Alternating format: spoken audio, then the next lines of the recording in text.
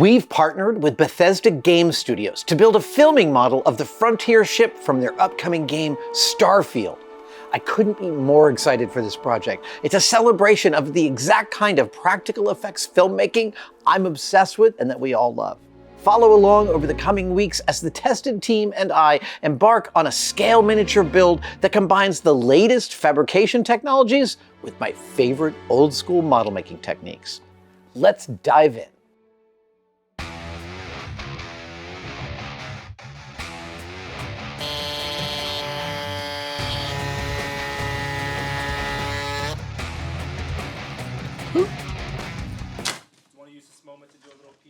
I got it in the garbage can! So I've got all 360 degrees of an enclosed cockpit to build. But if I build it, you won't be able to see inside of it. So I'm doing it as a cutaway, which is one of my favorite model forms. And right now I am cutting some of the floor here so that I may continue the floor forward.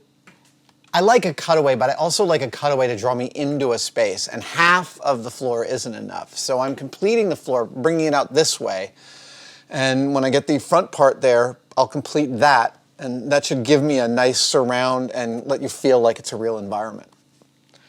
This is some thick pieces of resin I'm cutting into, though.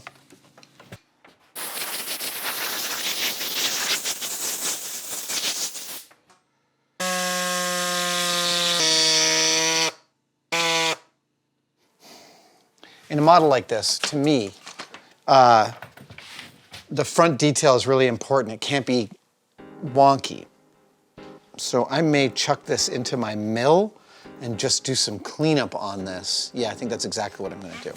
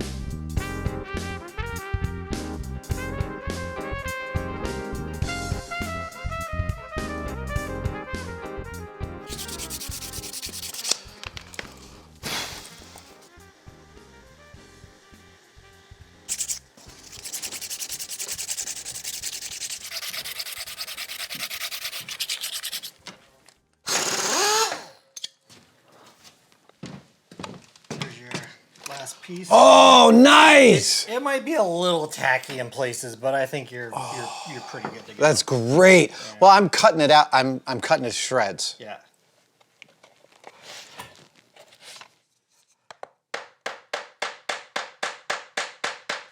Okay. Right. Great. That's fine because you won't be together once I'm done with you. So this comes, we'll cut this. We'll do this.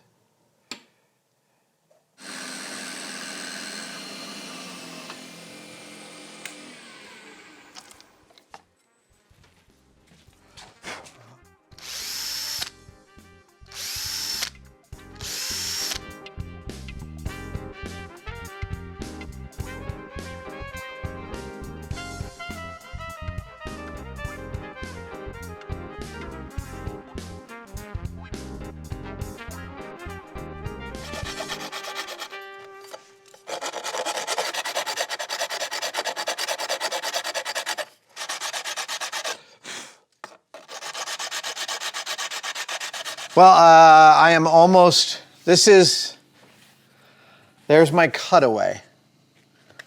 I initially drew this beam too thick. It hides too much. I've brought it much thinner. I'm really pleased with that. You'll be able to see through this whole thing. It feels like an environment. I gotta fix that transition just a little bit, but not too much. When this model is fully painted, the outside will be a neutral dark gray. The cut line will be bright red, like any given cutaway, and then the inside will be fully detailed. I now need, but this thing is heavy. 15 pounds, 12 pounds, it's real. Yeah, I think it's actually probably 10 or 12 pounds. I need to mount it on something so I can hold it up about here.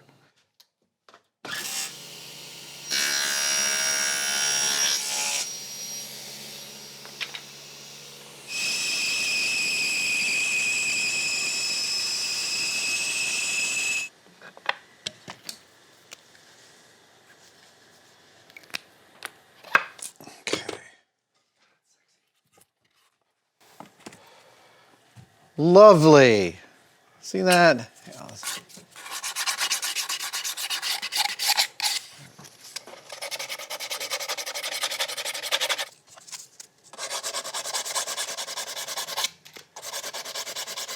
okay, parts.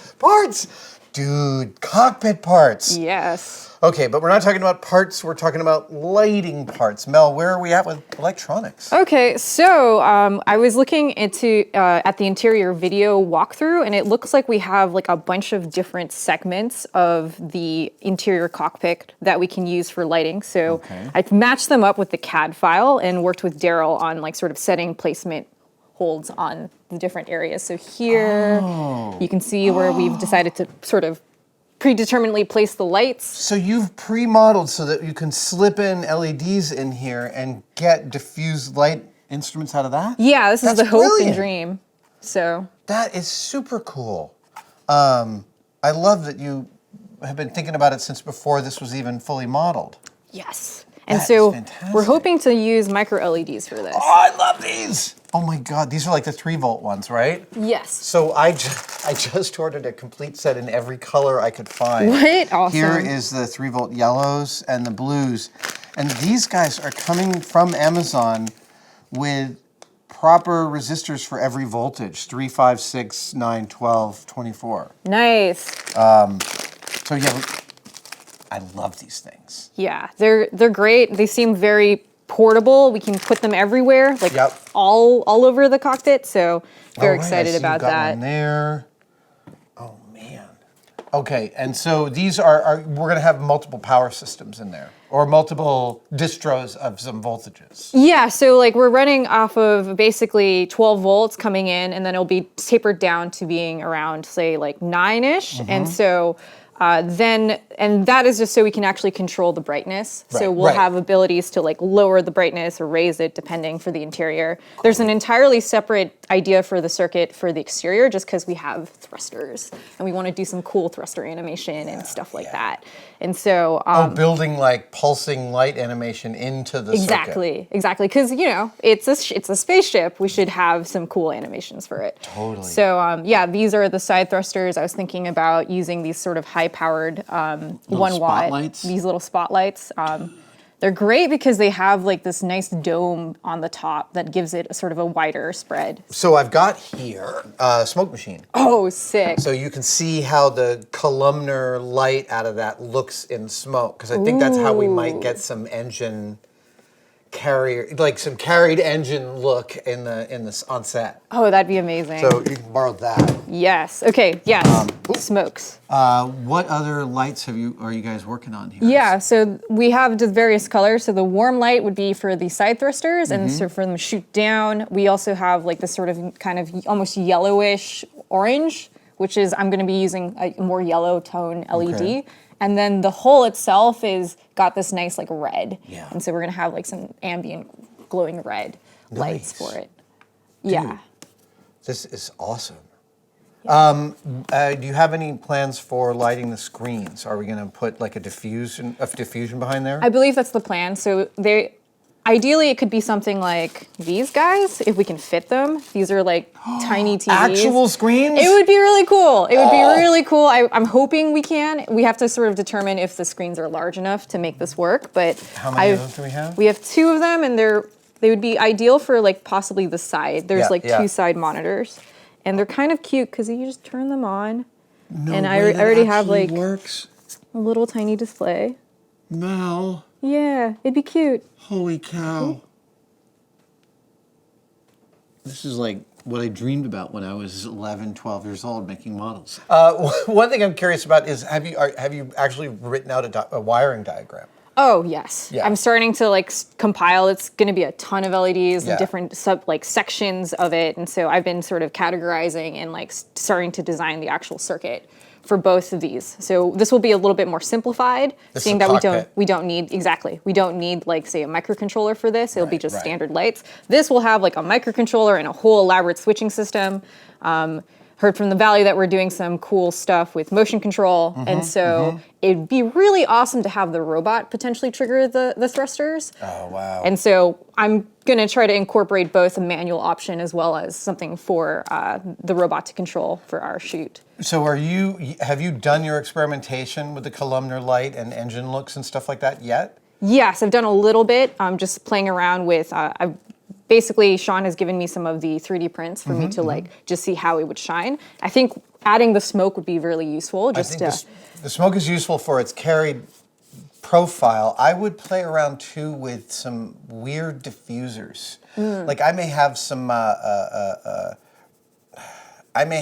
mottled acrylic for like shower glass of different kinds in there. It's worth it to play with that because sometimes when you get those, like even like crumpled up cellophane can sometimes give you some random artifacts that make these look less regular to each other. Oh, that's awesome. Right? Okay. That's something I would consider playing with. One of my favorite things is writing out a wiring diagram, and then when it's time to wire, I stop thinking and I just follow the diagram, and then when that works, it's awesome. Oh yeah, totally. That's just like your Zen payoff moment. Right, because you're just there. like A to B, B to C, C to D, and it works. That only happens about half the time for me. Yeah, that's fair. I kind of am the same percentage. What part here are you most excited about? Honestly, I just love how elaborate the system is. I really love the idea of playing with animations for the thrusters. Like that's going to just be fun to code. You're psyched about the complexity. A little bit. I love that. Yeah. All right. So we need a couple more parts of the cockpit to determine whether or not we're going to be able to use those screens. I think that's the next thing I'd like to play around with. Yes. And then once we get this mounted up, we can start to route. Or have you done routing, figuring out about where the lights go in here, where the wiring goes? Not entirely. I've figured out that we can basically just where they're placed, and I think it's sort of how we're going to creatively either snake them through and out. Oh, so that we might actually see the wiring as a practical thing. Yes. Oh, fabulous. Okay, cool. Yeah, certainly this is big enough scale that this 30 gauge wire is going to look totally real. Yeah. For the cutaway cockpit, the wiring routing is pretty straightforward because I can hide a lot of crimes. But for the big ship, how are you planning on hiding the electronics? Oh, I see. So the circuit would ideally fit in this sort of cavernous space that we have for the ship. Nice. I think we can get away with a good amount of the circuit being here, and then I think the rest of it will be just cabling that we are snaking through to this central spot. So this will be the brain of the ship. All the Yes. wiring will come back to here, the circuits that power the engines and their animations and all that. Exactly. Ideally, that would be the case. This is lovely to have such a big hollow I know. expanse. We might actually have a good amount of room. That is fabulous.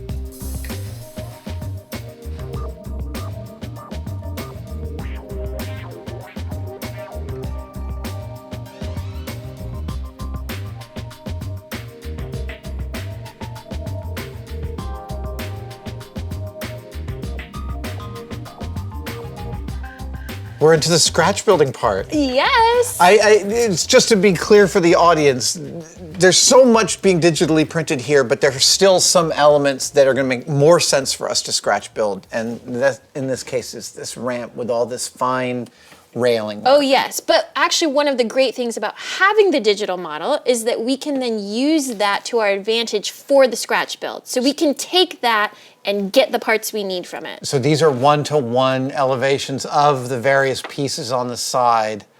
Okay, so there's a couple of elements going on here. There's some laser cut pieces of acrylic or styrene. There's a debate about what the hell this is. And then there's some wire bending, yes? Yes. Basically all of the handrails that are happening up there. We have a side view here to showcase some of the shapes of that. That's the actual size? Yeah, and that's 1-to-1. Oh. It's little. So the thing I had here, we were talking earlier, a couple weeks ago when we were talking about this, we were talking about doing it in brass, which I have this styrene, which I really like. This is styrene with wire in it, so you can bend it and also glue. Yeah, I can't believe you didn't know about this stuff. This is a game changer for me. However, I'm looking at this and I'm thinking we need 2 of these, right? I'm thinking brass might still make more sense, specifically because I need it to be structural to itself. Right. I was going to start on that, and we also have some really fine scale stuff going on here with masks. Yes, so you can see a little bit of the tread pattern on the ramp itself. Yeah. This was that vector file Cricut cutout with vinyl, and then this was me weeding it so that we have our positive. There was debate. Do we do a stencil and paint on there, or do we let this be the positive? This should be the positive. That's easier. Yeah. Oh, so you're going to use transfer paper on this? Yes. Great. God, the Cricut's resolution is... Isn't it? It's kind of amazing. I love it. I forget how good it is at making resists. So do you want to... So then that requires priming this, right? Yes. Basically, Okay. I think this should go on after the painting has happened on this bottom one. I'll add this, and then we can do a weather pass. Okay. And then if we're doing... There's some plastic parts that stick onto this. We'll probably put those on before we put this on too. Probably. Although Or they're we a different scrape to color. glue- They're Oh, a it's a different different color, color. right? They're Okay. yellow. So I could just get this one painted up. Scrape and glue it and then paint the transition. Yeah. That probably makes more sense. Okay, do you want to start doing that while Yes. I'll use these one-to-ones to make a pair of these railings. And it's all coming out of There. that. Yes. I keep thinking that's the bottom, it's not. So it's that. That's what we're talking about here. Oh, dude, this is going to be gorgeous. It is. And we have these kind of struts that are going to come down here and be supports, but we'll wait until it's in place so we can cut it directly to length, because there will be metal going in between the pieces here. Terrific. I've got plenty of metal to make those pistons. You know what I mean? All right. Should I just go ahead and prime all of these parts? Absolutely. Okay.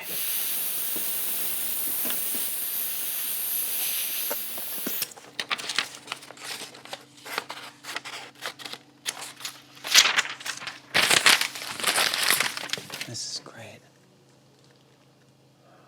All right. Okay, so I'm going to do a bend there. These two. Oh, this is going to be so much fun. I love this kind of miniature work.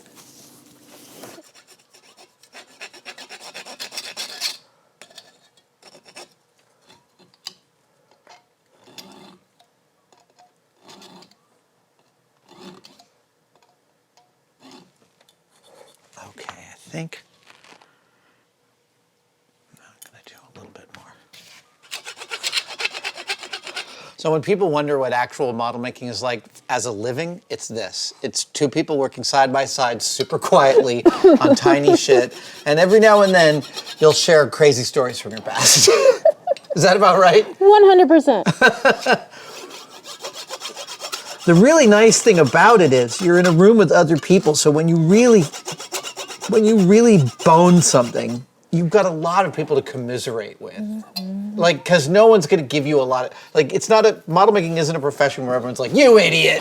It's more like, oh, dude, I've been there. Thank God I'm not you today. Yep.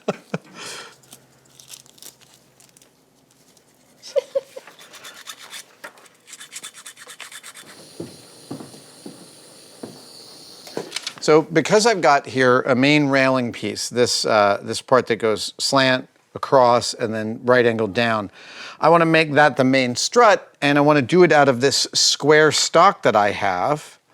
And I can't just make an angle cut and then butt weld it. That's not going to work. So what I've done is I've made slices, strategic slices that will allow me to make these bends, but I'm not cutting all the way through the material. I'm still using its own material cohesion. Then I'm going to solder into those joints, and that should give me some nice structure on these.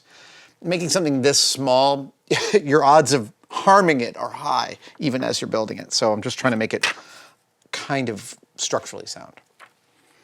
But now I've made my little slot, and so now I'm going to make this bend, and I hope I can make a right angle bend here. Here we go. Oh, I did it. Oh my God. Theory and practice. That is great.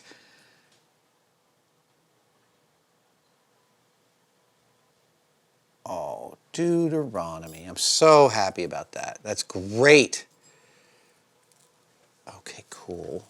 Got that. I'm just gonna take care of that joint right now, because if I undid this and then rebent it, it would immediately snap itself. That's just a reality.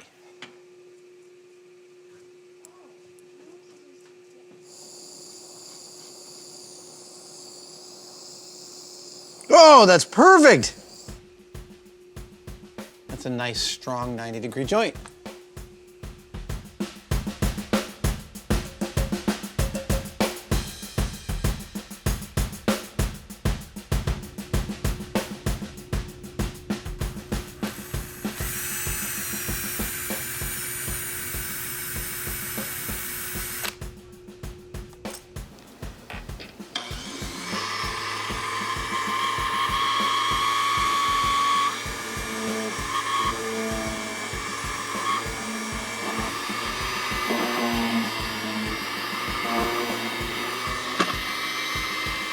Great.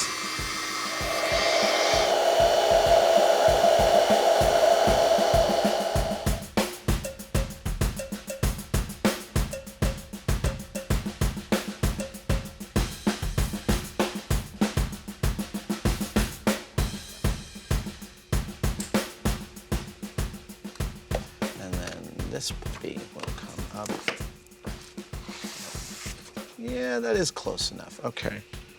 So that's going to come up from here and bend down. Yep. Now I'm going to slice this there. We're going to bring it up a little farther.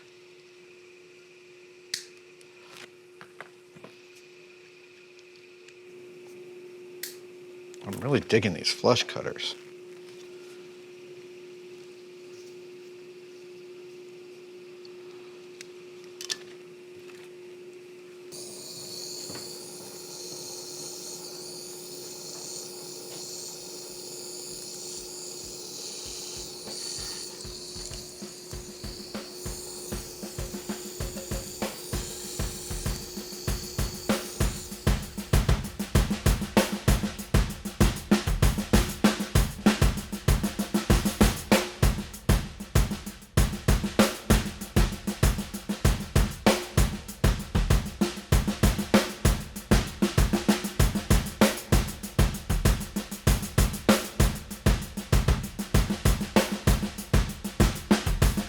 I think this is probably wide enough, right? Yeah? Yeah. That's gonna look awesome. Right, as the paint. Yep. I'm going to glue these on, and then this will all be nice and stable. And then the yellow will glue to the outside of it. That's cool. I love it.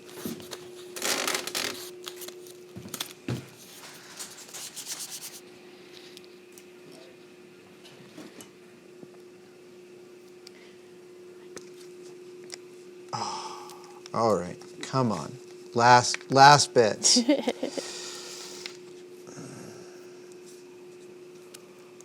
Okay, so now I'm going to take these 2 screws out that were in here. Yep.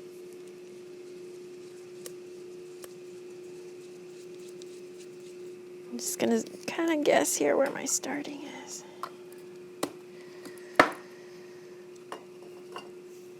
I love that Tamiya primer. That help or? Oh, that helps. Thank you. Yeah. Does that look right? All the other Kinda. crimes can hide. Guessing. Then at one point you just have to commit. Whew! Yep. No, I'm right there with Jump you. in the pool. I'm so exactly like that. There's no more worrying I can do. So now I get the reverse of what you did, and I get to slowly peel.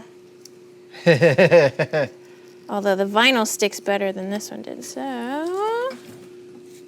Oh, neato. Oh, it's a little funky. Oh well. That's fine. I won't tell anyone. No one's going to notice. So, all right, I'm putting the screws back in the bottom. Dude, that's awesome. Sometimes when you're holding the smallest thing and you're like, this is like, it feels like I'm clamping something between my knees. Right? Yeah. Because my fingers are so giant.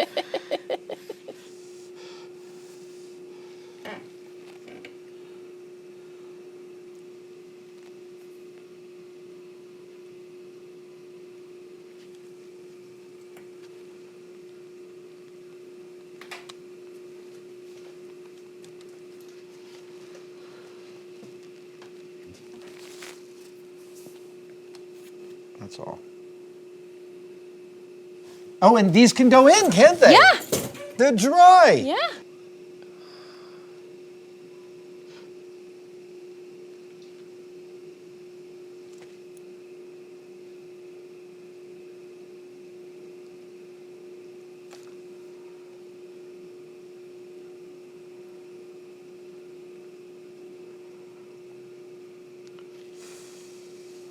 The CO2 from your breath helps kick the CA glue.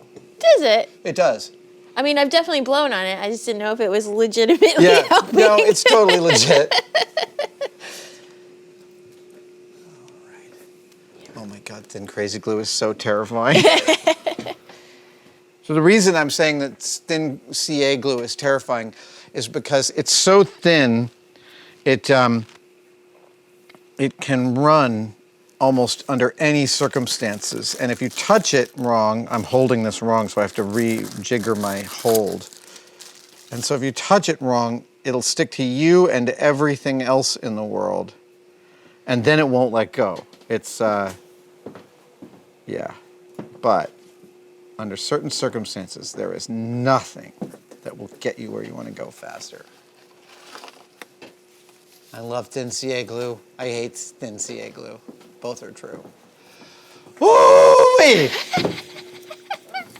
Dude, that is fun. It's gorgeous. That is just like, I mean, all the design work that Sean's been doing, wrapping his head around this ridiculous thing, that's really fun. That's gonna look nice. No? Come on. Something like that.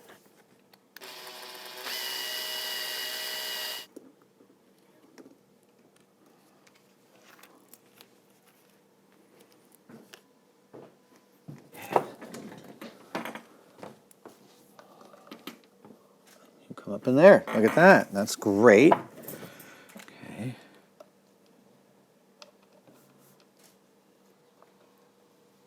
Come on. Come on. Okay, great. Yeah, this is how we're doing this. We're just gonna.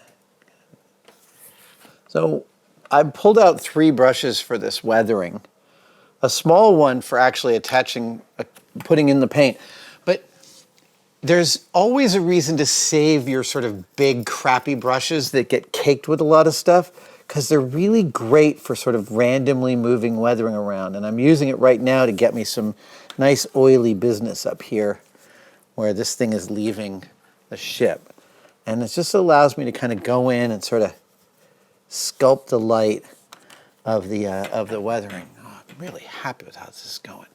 But so yeah, when you end up with a brush like this and you didn't fully clean, keep it. The actual shittiness of that, the actual crappiness of that is to your advantage. All right, we're gonna get in here, do that.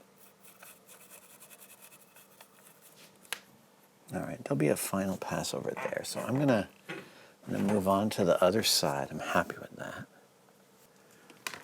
Come on back, come on back. Oh, did you all fall apart? You did, that's fine. All right, the first weathering pass is mostly complete. I'm going to, because I never do a single color pass for weathering, I'm adding in a little dark, like a burnt umber kind of wash. And this is all still, in the close-ups you're seeing of this, in the B-roll, it may look slightly incomplete, and that's because it is. We won't do the final weathering pass until the whole ship is assembled. But for right now, this gets us 90% of the way. And this is just me adding in some just like brown spots, which adds a little bit of warmth. Oh, that's great. I mean, even that just, it does so much. Awesome. I declare the weathering pass complete for now. And the ramp is ready for when it's time to assemble it onto the ship. This is, Joey was asking me off camera, does this like wake up old parts of my brain? And maybe I've already said it in this video, but yes, it wakes up these delightful old parts of my brain where I spent years doing this kind of work. And like my friends at the time would say, when I described my job, I would say, tomorrow I get to, not tomorrow I have to, tomorrow I get to. That's still what I say. But yeah, it was great back then. Kate, come and look. Oh my God, Adam, it's perfect. So much fun. All right, so what was your wash? What'd you do? I'm addicted to this Vallejo. Oh. These Vallejos, and Yeah. then I did a final wash of dark brown. Oh, cool. And do you have to mix them with anything, or they're No, already liquid? I literally. So I sit here with a thick brush and a thin brush, and I put the paint on with the thick, and I move it around put a paint on with the thin, move it around with the thick. I like that technique because usually when I do it, I have like a thick brush and then like a paper towel or a rag. Yeah. But I like going between the two sides. I'm literally sitting here kind of like this, Ooh. doing this, and it allows me to kind of like, we'll add some silver kicks once we're finally doing this. We'll add a couple of yellow bits in here and there, Very cool. All right, Mel, tell me where we are with the lighting. Okay, so let's just plug this sucker in. Basically, there's a couple things to this circuit. Right now, I'm just showcasing the cargo hull as well as the ideal light for the cockpit, this cool white. That's a nice white. Yeah. It's great. It's pretty bright. I'm super happy with how bright they are. It's crazy bright. People don't realize how dim LEDs used to be. We're so spoiled now. Everything's just burning our retinas. Yeah. So yeah, there is a couple other components. So I have, these are the thrusters. These are LEDs for the thrusters. So I have manual triggers as well as these really nice leads that take on for the 24 volts for the robot controller. Mm-hmm. But just to showcase the LEDs in the sort of the animation. So this can be controlled by the robot arm? Yes. I see. So we have these manual ones, and then we also have the controller coming in for the 24. And you've written a real Blinky program for that. Yes. Dude. Blinky lights. These are the side ones. It's for Now, demo. can you take that animation and slow it down to kind of any frame rate you want? Yeah, we can play around with the frame rate of it. Actually, on Galaxy Quest, the nacelles of the Thermian ship, they had a glow pulse to them, and Grant Imahara designed a circuit where the animation moved across like 10 different lights. Oh, and he was wow. able to make each one a frame so that on the motion control stage, it would be like frame 13. And you turn it to, Wow. It was brand new technology for us way back then. I mean, it's amazing just how easy it is to do now. Yeah. Like he had to have a custom circuit board made because there was no Arduino or Raspberry Pi back then. Are these just little step-down power bucks and stuff? No, these are MOSFET switches. So Okay. this is basically so that I can power the LEDs externally and not drain from the board. Because of how bright these LEDs are, they Yeah. do pull a good amount of amperage, and it's just not sufficient for the microcontroller to control them, to power them. We just have a 5-volt line going directly in, and the microcontroller is now just triggering a switch to turn them on and off to cause this flickering animation or to keep these LEDs on. They're solid-state relays. Yes. Right. Awesome. Oh, the lights. These are for the thrusters, right? Yes. Thrusters and engines. Yes. Okay, I want to play around with the smoke. Ooh. Right. Let's give it some. Oh, excellent. All right, so let's see how columnar they are here. It's sort of, oh, okay. It's really like,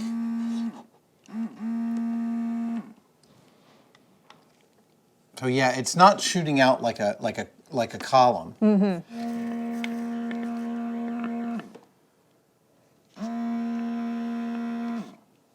Yeah, they're not beam-like. It's the one issue I'm worried about. Oh, actually, it's hard to smoke up the place that's not smoked. But if I get a bunch of smoke going on, and this is going to make our motion control shot like potentially nightmarish.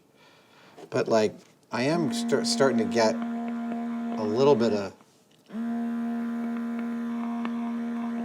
Dude, I love how bright these are, and these are tunable to the frame, right? Yeah. So I basically set it up with the microcontroller so that we can control the brightness. Fantastic. And you've got, am I right? I'm looking at 3, and there'll be 3 per thruster and 3 lights per engine.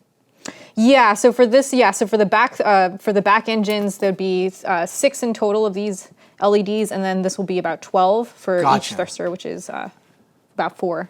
Now, there might be a chance that as we're trying one of these shots, we might want to add like a couple of more like blinky lights to the outside. How hard is that to do in the field? It's quite modular, so I have at least prepped some micro LEDs and other LEDs for, like, say, the side panels for these, like, sort of auxiliary lights, and so we can add it to this particular circuit here. You can just drill a little hole and pop it through. Yes. Dude, how awesome are these connectors? They're pretty rad. There's like 4 or 5 different versions. I've got them all, and they've changed my life. They're just so nice, and you can just, like, clamp things in. It's really great for prototyping. Yeah. Really great. I can't wait to see this thing lit. Awesome.